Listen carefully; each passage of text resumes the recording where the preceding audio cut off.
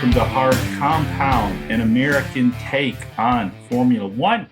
We just finished watching Qatar, the inaugural Qatar race. It was fun, under the lights. Alonso made podium. It got weird. So we have a content-rich episode for you. But first, son, what are you drinking? Yeah, today, I went to the store yesterday to get groceries and to find a nice, interesting beer for the weekend. And I made an impulse purchase because I saw some peppermint schnapps. And then there was also eggnog in the store. We're getting around that time. So I got that. But in addition, I had to get a beer for this. So I found this. It's called Must Be the Honey Blonde Ale from Belching Beaver Brewery in Oceanside, California. Nice. It's a type of beer that I generally enjoy drinking. And I found out, thanks to F1 this week, that honey badgers are native to Qatar. So, I think this honey blonde ale goes, we'll stretch it and say it goes well with this race. Excellent. That sounds good. And peppermint schnapps and eggnog, that's the drink of kings, of sheiks and pashas. So how was the beer? It's pretty tasty.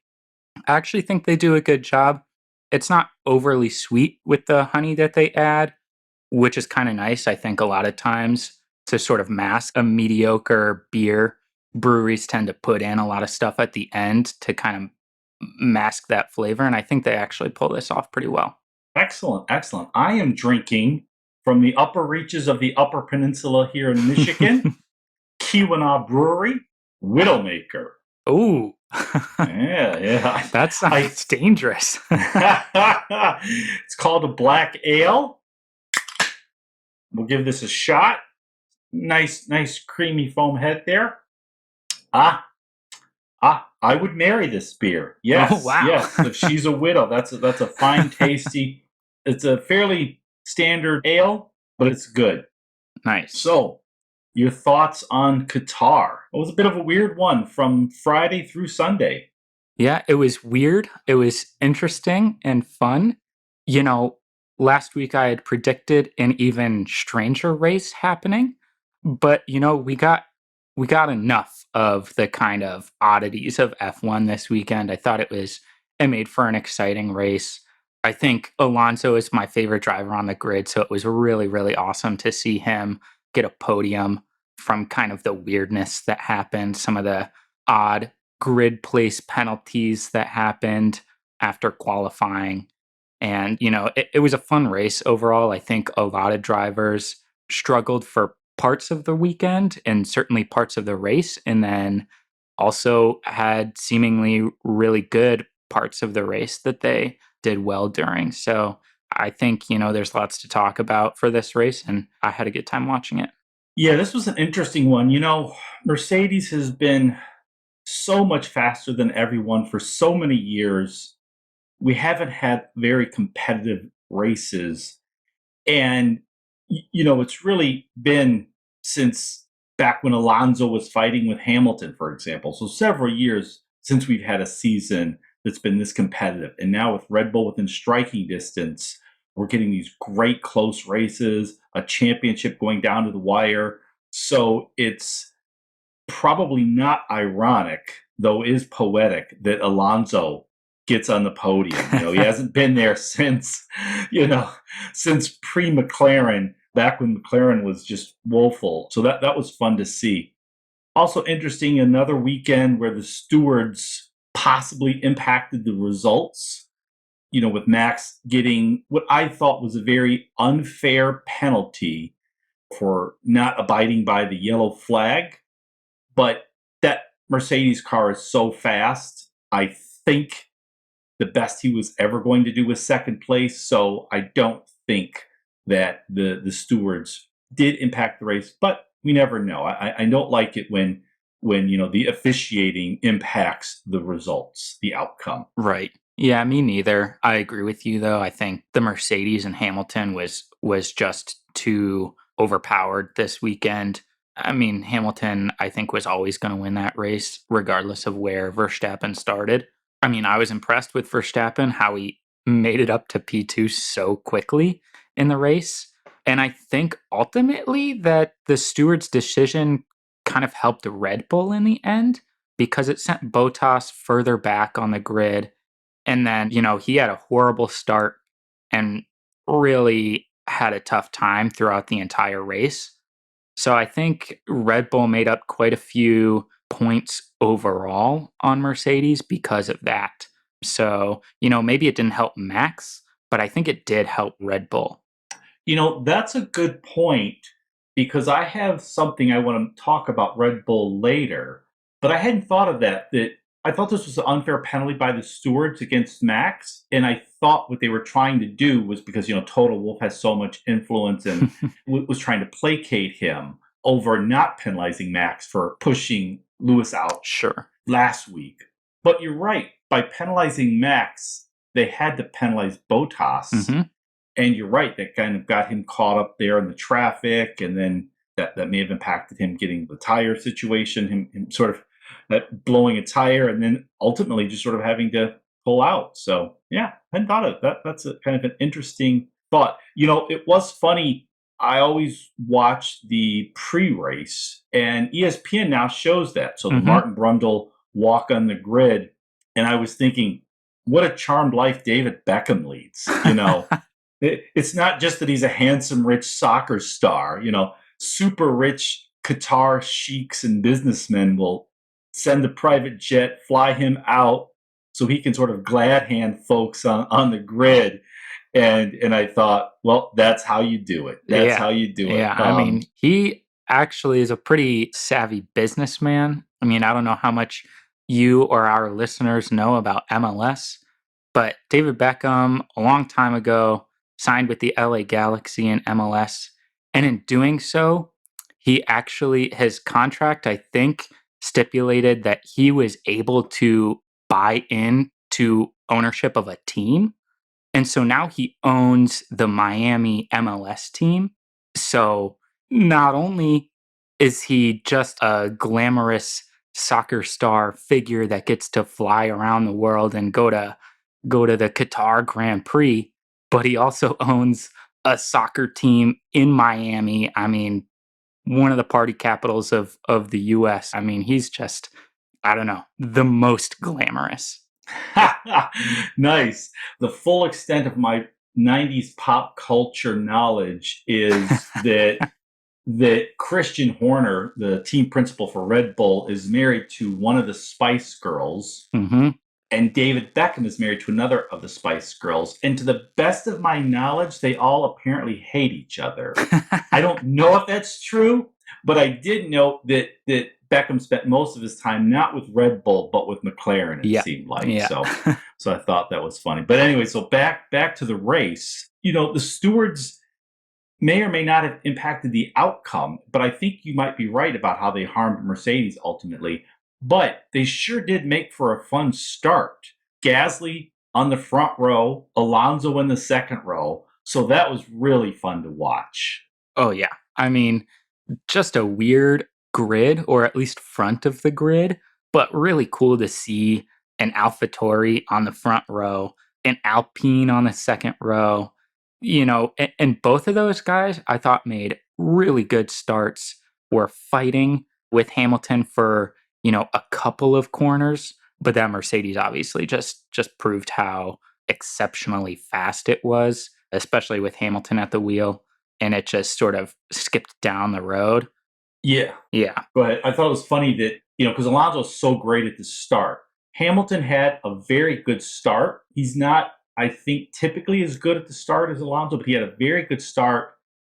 And I think within one or two laps was already 2 seconds ahead of Alonso. Yeah. I mean, it just, you just realize how much faster that Mercedes is. There was like, a second a lap over Alonso, which I thought was, sort of very telling.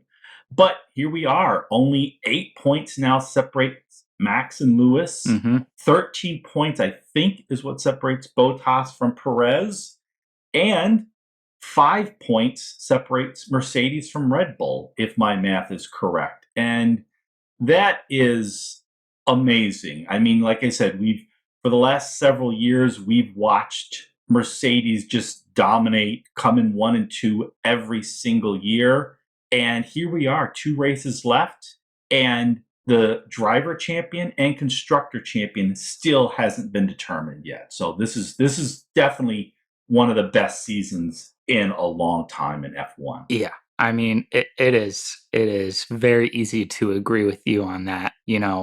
Just to have the drivers championship come down to the last race is awesome to see, but also have the constructors championship come down to the last race is just phenomenal. I mean, both Hamilton and Max have been unreal this season, but their teammates have been putting in the work too. It is not easy to be their teammates. I think Mercedes and Bottas found a good groove with him, but now that there's this fight between Red Bull and Mercedes, Perez is pushing Bottas to the limit.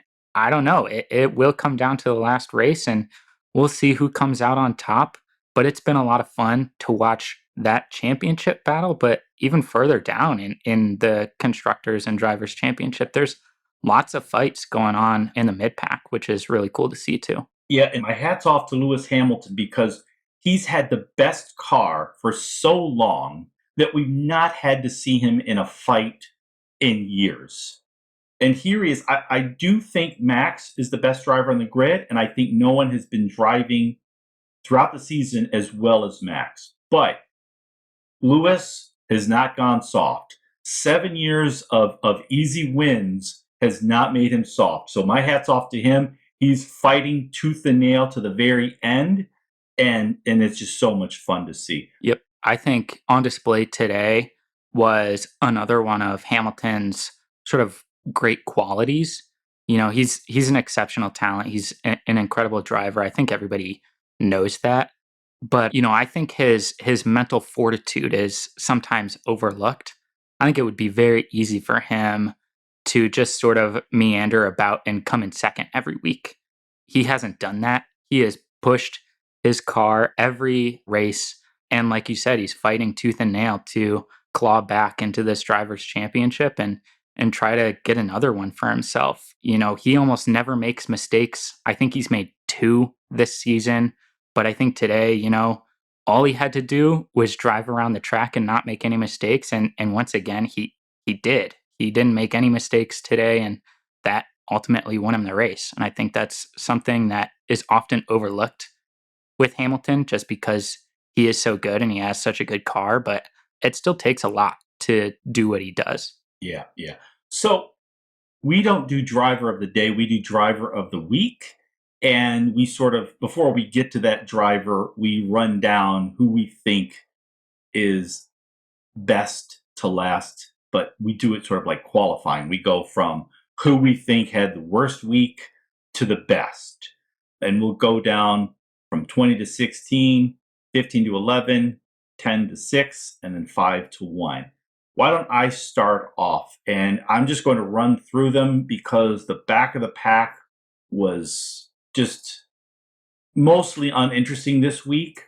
So I thought another bad week for Mazepin, then 20th, then Latifi, then Russell, then Schumacher, then the odd man out, Giovinazzi, who once again took a middling car and did not do much with it. Yep, agreed. That's kind of funny actually, because we don't go through these with each other beforehand, but I have exactly the same five in exactly the same order that you do at the back.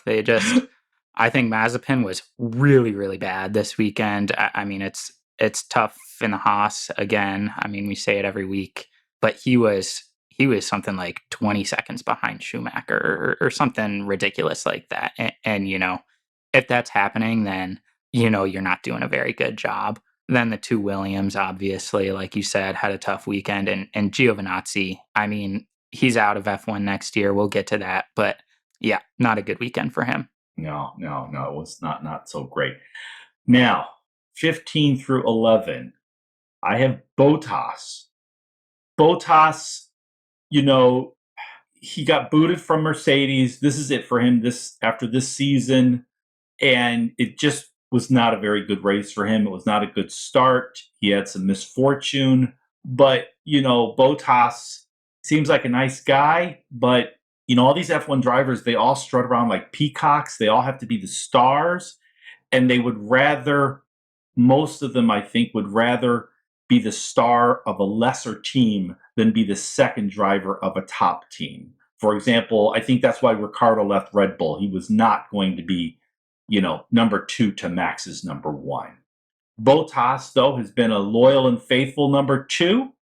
And now that he's no longer needed in that role, they sort of unceremoniously booted him.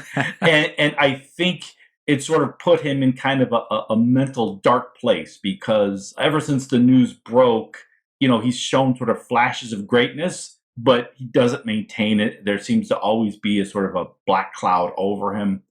And he had just a poor week. This week, driving in the Mercedes in Qatar, where realistically, I think Mercedes coming 1 and 2 could have been expected. He's out. So I have him as 15. Then Raikkonen, I like the old man, and he always puts in a good day's work, but what is he going to do realistically in that car? Then Yuki, who just continues, in my view, to show he does not deserve to be in F1. AlphaTauri obviously disagrees because they're bringing him back next year. But once again, I just did not see much from him all week. Then Ricciardo, and then Leclerc. I'm not sure what's going on there with McLaren. They were, up until very recently, in a tight battle with Ferrari to lead that middle of the pack, but the car and the driver seem to have fallen off. So again, 15 through 11 for me is Bottas, Raikkonen, Tsunoda, Ricciardo, and Leclerc. Yeah, that's interesting. I have some similar guys back there. So I'll just start off. I have Ricciardo at 15. Yeah, McLaren is having a tough time of late, which is kind of weird. They were showing some real promise through the first half of the season, but have had some tough times. Once they got over to the Americas, it seemed like McLaren started to struggle a little bit, and with Ricciardo definitely followed through to this race. And I just don't think he had a good weekend at all. He was really struggling, especially compared to his teammate Norris. So I have him at 15. Then I have Bottas. He took that grid place penalty, but then his start was just atrocious. He fell back, I don't know, 5 or 6 places. It was just shamefully bad. And then, it took him a while to get going. He finally started to make some overtakes. And then, he got brought into the pits and then just sort of sat back there afterwards, had a puncture, and ultimately ended up retiring. He had a pretty tough race today. Then I actually have Vettel. I think Stroll, his teammate, was very good this weekend. Vettel had a very tough time. I thought he did not perform well. He started pretty high up on the grid and just seemed to drop back throughout the race. He didn't look particularly good and was just sort of slow and middling throughout the race, which was a little bit disappointing to see from him, especially with sort of a close battle with those middle 3 teams, Alpine, AlphaTauri, and Aston. And then I do have the 2 AlphaTauri guys, Tsunoda and Gasly, both at 12 and 11. Tsunoda, like you said, he's just not doing well. He's definitely going to have to step it up next season right away. Otherwise, he might sort of get the boot pretty quickly here. He has been struggling all season.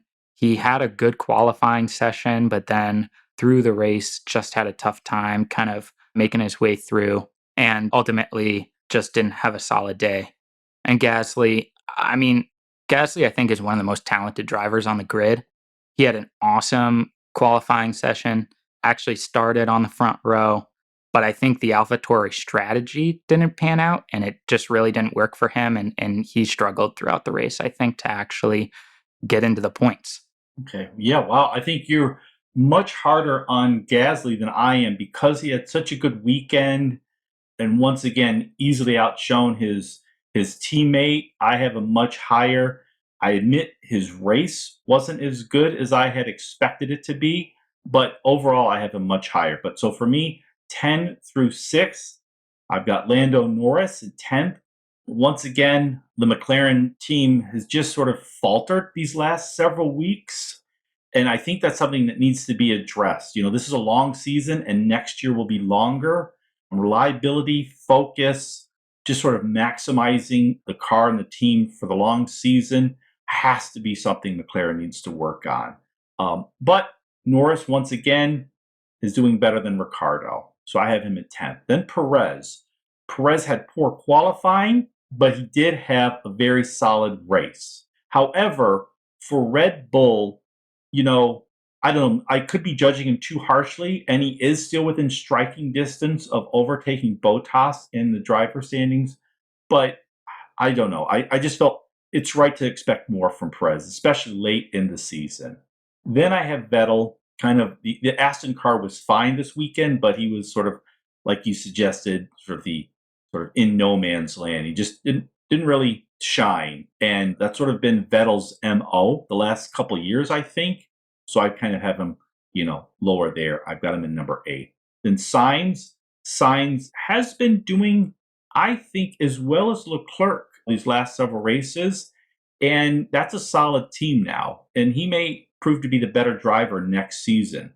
And then Stroll, who just has, I think, struggled the past couple months, really, but he had a nice, solid race. So number 6, I have Lance Stroll. Nice. Yep. That's a solid 6 through 10. I think you're judging some guys definitely more harshly than I am. But I think that, we kind of have our own opinions about this, and that's why we do these ratings. So in 10, I have Raikkonen. He didn't end up finishing in a particularly good spot, but I actually thought he had a really solid race in that Alfa Romeo. Throughout the season has been a pretty poor car, but he pushes hard, and I think he had a really solid race again this weekend. So he's my 10. Then I have Leclerc. He kind of struggled, especially throughout qualifying. They said he had a crack in his chassis, which might have, prevented him from doing a little bit better in qualifying. But I thought he came back in the race and actually ran a really solid race. He only ended up like a couple of seconds behind Sainz. So he ended up sort of making up a lot of positions and doing pretty well for himself. Then I have Sainz, his teammate. Overall, this weekend, I think he did quite well. And like you said, he did better than his teammate, and he has really gotten control of that car.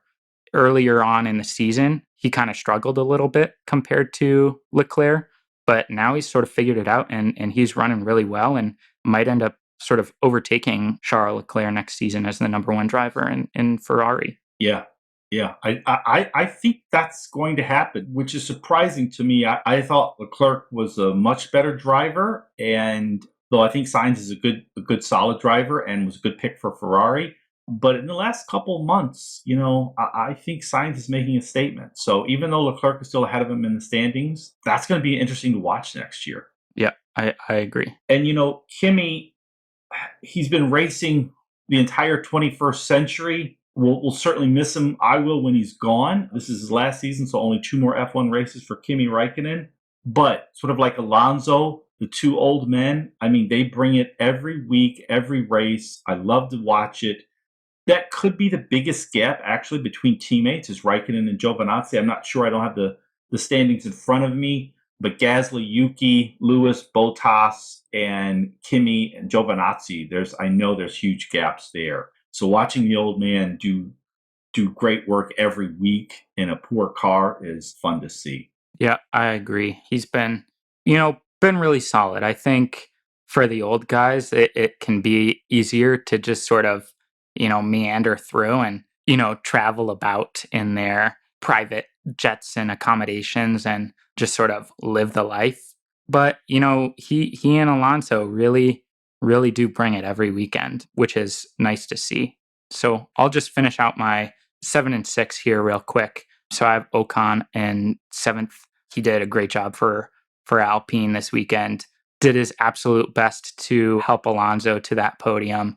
I thought he did really well. And then I have Norris. I actually think he had a very solid weekend, at least compared to Ricardo and that McLaren, like you said, it's struggling a little bit here of late, but he is working his tail off. I think he was probably a top 3 driver at the first half of the season.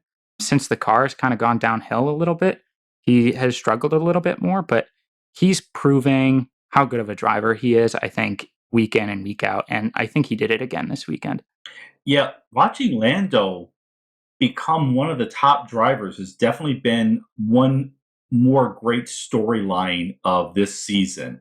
So I did have him in 10th, so I was a bit harsh. You have him at 6th, but overall, I'm loving watching Lando Norris every week. Now, my 5, 4, 3, 2, 1, I have Ocon. The Alpine car isn't the best. He did his best to hold off Perez. There just wasn't much he could do, but no one knew there was going to be a virtual safety car the last lap or two, which gave Alonso a little bit more breathing room there to get on the podium and beat out Perez. But Ocon had a good week, a good race. He slowed down Perez as much as he possibly could. And so I've got him in that 5 spot. Number 4, didn't have a great race, at least not as great as I was hoping, is Gasly. Had a Ooh, very good week. Was great again in qualifying. He's just sort of clearly outpacing his teammate Yuki Tsunoda. He's taking a lesser Red Bull and week in and week out, proving to Red Bull that they probably made a bad choice in booting him off the team. So Gasly, number 4. Number 3, Lewis. Again, I think no one's car is as fast as Lewis's, but he needs to do all he can still to win the race, and he did. Solid qualifying, great race, great start. As you said earlier, he made no mistakes, and he brought home another victory. So he's a number 3. Then Max. Max had the fastest lap, had a great race. The stewards pushed him back, but he made up for that in under 2 laps. And really, there's no one else in a non Mercedes that could be within striking distance of Lewis Hamilton, I think. But he is, and he still has a slight lead. He's my 2nd. And then number 1, no surprise, Alonso. We love Alonso. And he took that Alpine, a great qualifying, thanks to some penalties. He started 3rd, a good start, held off Perez, no mistakes, an error-free race, and finally got back on the podium after I think it's been over 100 races. yeah, I mean, that's very cool. Yeah, so I'll just go through mine here. I think that's a solid top 5 you have. For me, I actually have Lance Stroll in the 5 spot. I thought he ran an awesome race. He is, like you said, he has struggled for a while now in that Aston. I think he gets a lot of flack because his dad owns the team. Of course, he's going to be a driver in F1, but he proved that he's capable of it. And this weekend, he did a really nice job, just holding, I think, stronger cars off for most of the race, and ended up with some really solid points today. I think he did an awesome job this weekend. So he's in my top 5. Then I have Perez, really, really poor qualifying, but he more than made up for it in the race, I think. He got through a lot of drivers today. He had so many overtakes and ended up, really, really close to the podium, just a few seconds out behind Alonso. But, with Bottas struggling, he made up some really good points for Red Bull today. And I think, he's definitely deserving of a top 5 spot in my driver ratings. Then I would absolutely love to give Alonso the number 1 spot, but I can't. So I'm going to give him 3rd. He, like I said earlier, he's my favorite driver on the grid. He's awesome. It would be so easy for him to come back into F1 and to just sort of be there, hanging out, having a good time. But he just pushes every single week, and he's just so much fun to watch. I think he's had an awesome season. I'm so happy that he's back in F1, and he's deserving of this podium. He has done so much this season. I think he definitely could have gotten a podium earlier in the season, but to see him finally get back up there is really cool. And the only reason that he's not my top driver today is just because Lewis and Max are a step above everybody. There's a reason they're the only 2 fighting for the championship, They are pretty incredible. So today I have Max 2. He was awesome, made his way through the field super quickly, just didn't have the pace to get to Hamilton. But he's just proving once again why he is where he is in the championship. He's an exceptional driver, and I think did just an unreal job today. But Hamilton, I mean, he did everything that was asked of him today. He was, I mean, I don't know how many people he lapped, but most of the field. And I don't know what to say about Hamilton. I mean, he's just, there's a reason he has 7 championships. He hasn't been pushed like this in a long time, but, he's dealing with it and he just keeps getting closer to that lead and to winning it all again. He was awesome today again. So I have to give those two my top 2 spots. Yeah, it's hard to argue with that. Max and Lewis are making this one of the best seasons ever. They're taking this championship down to the wire. Only 2 races left. But it's funny you mentioned Alonso. You put him in third. He probably makes $1 million a race, and Yeah. you know, and and it's easy to just sort of take that money and have fun. But yet he brings it. I mean, he's such a true driver, such a true racer. Hmm. It's like, okay, this is the car I have. I'm going to get the most out of this car. Yeah. And he does every week. So that's great to see. But you're right. All the focus these last 2 races deserves to be on Lewis and Max. They've been putting on such a great show and are probably the 2 best drivers in Formula One. Yeah. Speaking of drivers in Formula One, in 2 more races, Giovinazzi will no longer be such. He has gotten booted, no surprise, from the Alfa Romeo, despite being Italian. And he's going to race apparently in Formula E, which I know very little about, starting next year. He's being replaced by Guan Zhu from China. I've watched a few of his races in Formula 2, and I think he is a fair driver, but not a standout driver. Do you have any thoughts on the replacement there at Alfa Romeo? Yeah. So, I mean, we're not surprised that Giovinazzi is getting the boot. He just hasn't done it for the team. There's no real reason that they would keep him aside from maybe the fact that he's Italian, but that's not going to get you very far. Money really talks in F1, I think. The whole sport is predicated on money. And that's what Joe has. He's this young Chinese driver. He's, like you said, he's been pretty okay in Formula 2. And, I think F1's not fair. So, some guys who are maybe better suited or better drivers are not going to get the call up like some of these other guys who are likely to get the team more sponsorships and more money Yeah, and visibility. and visibility. Exactly. So, Right. There's just so much that, say, a Hulkenberg or a Danny Kvyat can do, both of whom I think are better than Joe, as you say. But yeah, it's tough. It's not fair. yeah, it's not a fair sport, and that's the way it goes sometimes. I mean, Alex Albon can tell you that. Like you said, Hulkenberg and Kvyat can tell you that. There's plenty of other guys in F2 that are, I think, better than Joe, but are not going to get called up. And that's just kind of the way it goes. We'll see. I mean, I hope he is an awesome talent and an awesome driver in F1, and I hope he does well because I think that would be a lot of fun to see. But maybe there are other guys who are better for that team.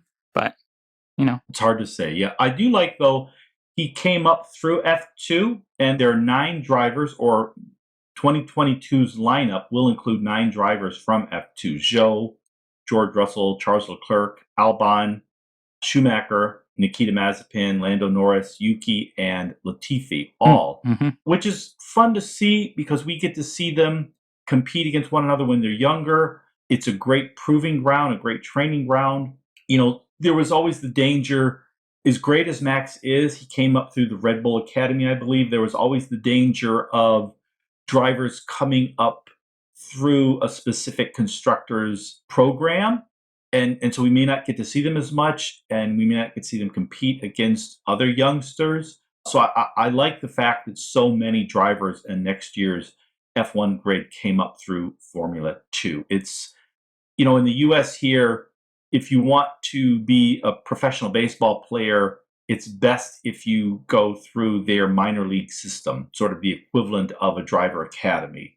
But if you want to play professional hockey, there are both the minor league system, that's sort of the equivalent of a driver program, but there's also the college hockey system. And that is still also a great proving ground and feeder for professional hockey. And I think F2 is a great proving ground and feeder for Formula One. And it's good to see. So, because we get to watch these drivers when they're young, when they're learning, when they're first competing.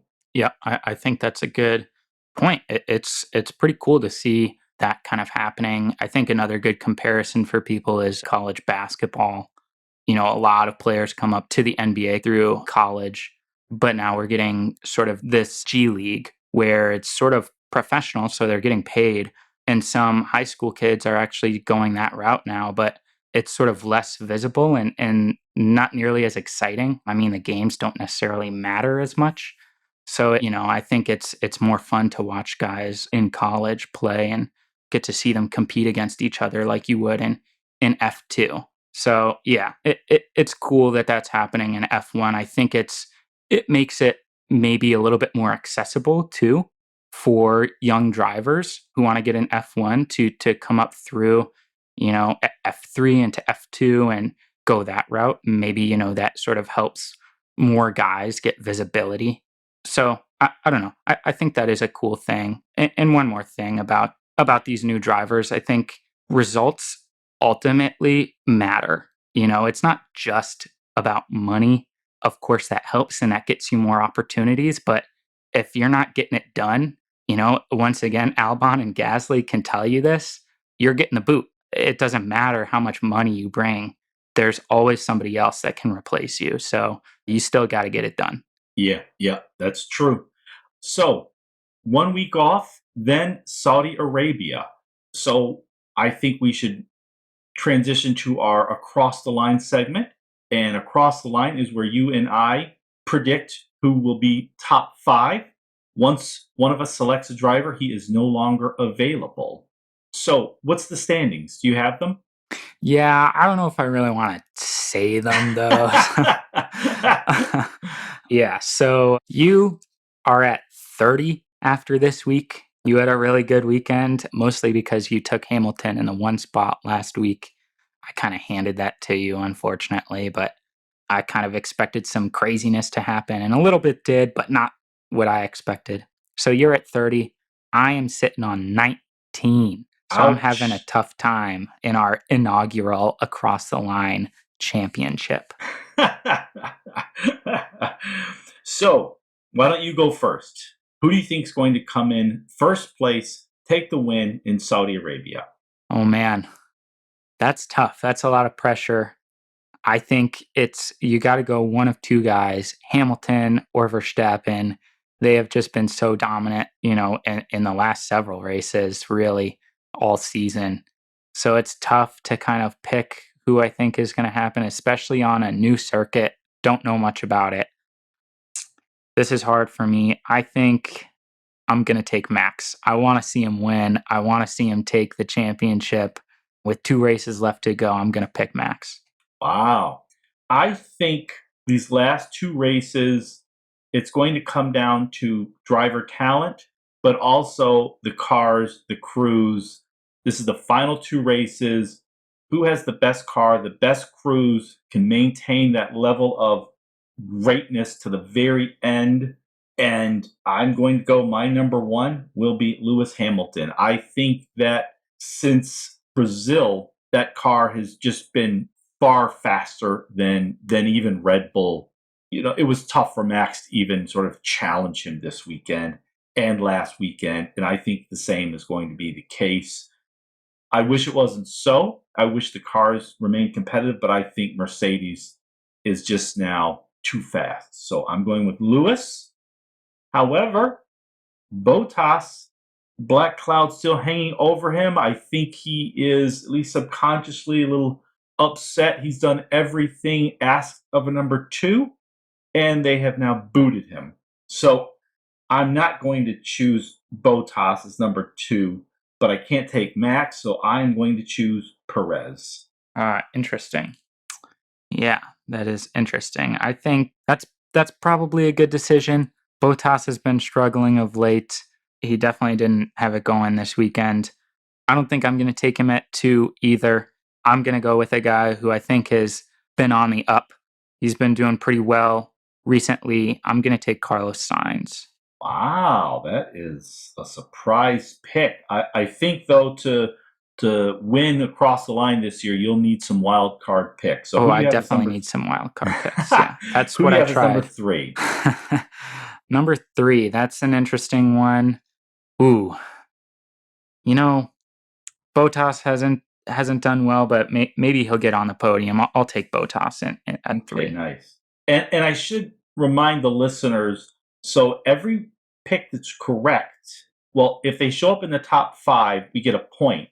But if we have them in the correct spot, that's 2 points, correct? 5 points. Oh no, 5 points. No, you're right. Wow. Wow. Okay. So this is still open. This is just like in Formula One. Yeah. It's still anyone's to win. But you are a bit behind. Bottas is off. Okay. Who do I think will come in third and fourth? Ouch. So we've taken the Mercedes and the Red Bulls out. So I think the next one will be Ferrari team because McLaren has just been stumbling, and I'm not sure we're going to see that change by Saudi Arabia. But you've taken Sainz, so I'm going to take in third place Charles Leclerc is third. My fourth is that's a tough one. He's been driving so well all year, and despite what I just said about the car, I'm going to go with Lando Norris in the fourth spot. Oh man, I wanted Norris. All right, so well that means I got to pick my fourth and fifth place finishers. That's a tough one.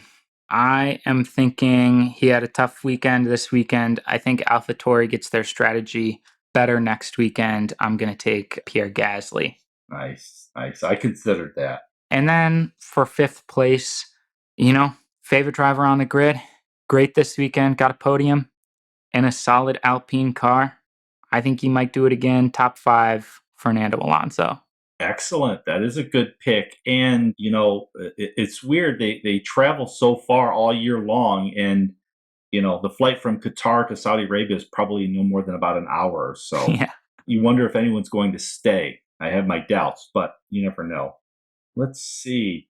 We've got the Mercedes are gone. The Red Bulls are gone. The Ferraris are gone, but not both McLarens. So you taking Alonso off. So for my fifth spot, I'm going with Danny Ricciardo. Oh, nice. That would be good to see. Yeah, because Ricciardo's he's had a couple moments, but overall a bit of a forgettable year, I think. Mm-hmm. So that'll be a good one. So any crazy predictions for the Saudi race? Oh, that's a good question.